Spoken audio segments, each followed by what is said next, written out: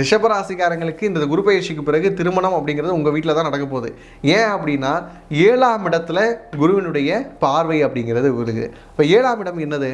திருமணஸ்தானம். அந்த திருமணஸ்தானத்தில் குருவுடைய பார்வை அமையுது அப்படிங்கிறப்ப 2 விஷயங்கள் இருக்குங்க. ஒன்று, எதிர்பாராத வரன்.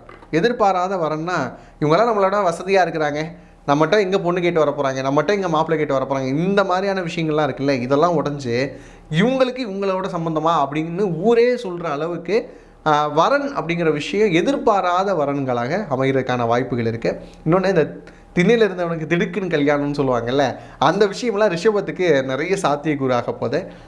இதில் இன்னொரு விஷயம் எப்படி சொல்லலாம்னா, பொண்ணு கொடுத்து பொண்ணு எடுக்கிறதுன்னு சொல்லுவாங்க இல்லையா, ஒரு வீட்டில் வந்து பொண்ணு கொடுத்துட்டு அங்கேருந்து பொண்ணு எடுக்கிறதுக்கான வாய்ப்புகளும் இந்த ரிஷபராசிக்காரங்க வீட்டில் அமைய போகுது. அதுக்கப்புறம் வந்து பார்த்திங்கன்னா தந்தை வழியாக வரன்கள் வருவதற்கான வாய்ப்பு. அதாவது வந்து தந்தை கூட பிறந்திருக்கக்கூடிய சகோதரிகள், அத்தைன்னு சொல்கிறோம் இல்லையா, அவங்க மூலமாக வரங்கள் வருவதற்கான வாய்ப்புகள் வந்து ரொம்ப அதிகமாக ரிஷபத்துக்கு இருக்குது. திருமண யோகம் கண்டிப்பாக ரிஷபத்துக்கு இருக்குது. இந்த 90s கிட்ஸாக இருக்கிறேன், இன்னும் சொல்லணும் அப்படின்னா இந்த 80ஸ்லுடைய இறுதி காலகட்டத்தில் இருக்காங்களா, அந்த 87, 88, அவங்களுக்கே கூட இன்னும் திருமணம் ஆகாமல் இருக்குது. அப்படி இருக்கக்கூடிய நபர்களுக்கும் கூட குருவினுடைய அருளால் கண்டிப்பாக வந்து திருமணம் அப்படிங்கிறது வாய்ப்பாக அமைய போகுது.